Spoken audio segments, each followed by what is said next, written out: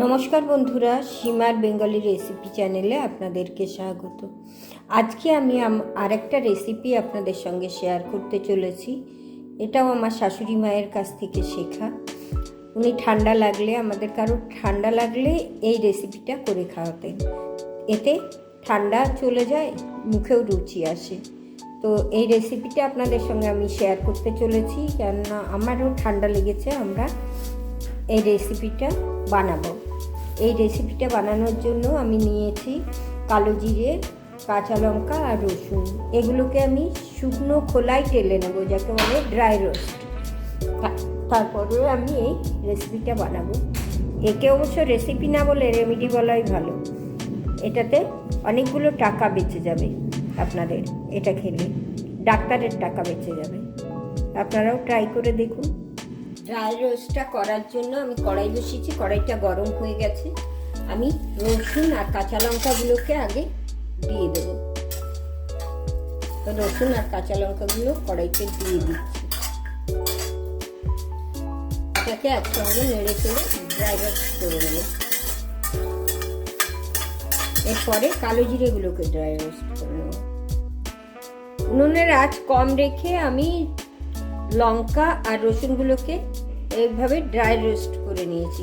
এবার আমি কালো জিরেগুলোকে ড্রাই রোস্ট করে নেব। কালো জিরেকে ড্রাই রোস্ট করে নেওয়ার পরে রসুনের খোসা আমি ছাড়িয়ে নেব। আমি কালো জিরেকে কড়াইয়ের মধ্যে দিয়ে দিলাম।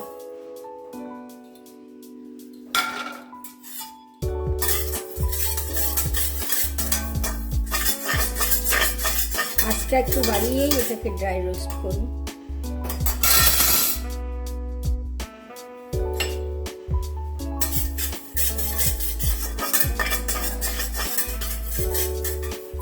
কালো জিরেটা চিটচিট করে ফুটে উঠলে আমি নামিয়ে দেব।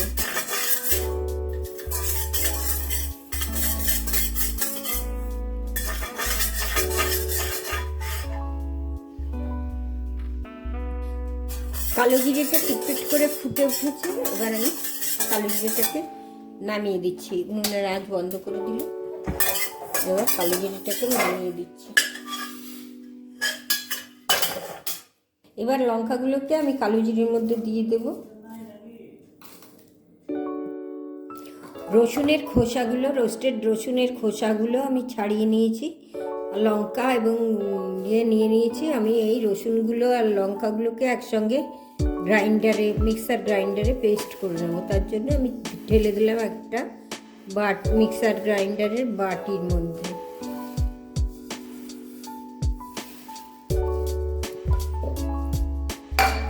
স্বাদ মতো আমি নুন দেবো। নুন অন্য রেসিপির তুলনায় একটু বেশি দেওয়া হবে, একটু যাতে ঝাল ঝাল নুন খেতে হয়। একটু নুন দিয়ে দিলাম। এবার এর মধ্যে আমি সামান্য একটু জল দিয়ে দেবো। এবার আমি এটাকে মিক্সার গ্রাইন্ডারে পেস্ট করে নেবো। আপনারা এটা শিলনোড়ায়ও বেটে নিতে পারেন। শিলনোড়ায় বাটলে বেশি ভালো হয়। মিক্সার গ্রাইন্ডারে আমি এটাকে পেস্ট করে নিয়েছি, এরকম হয়েছে। এবার আমি বাটিতে বের করে নেব।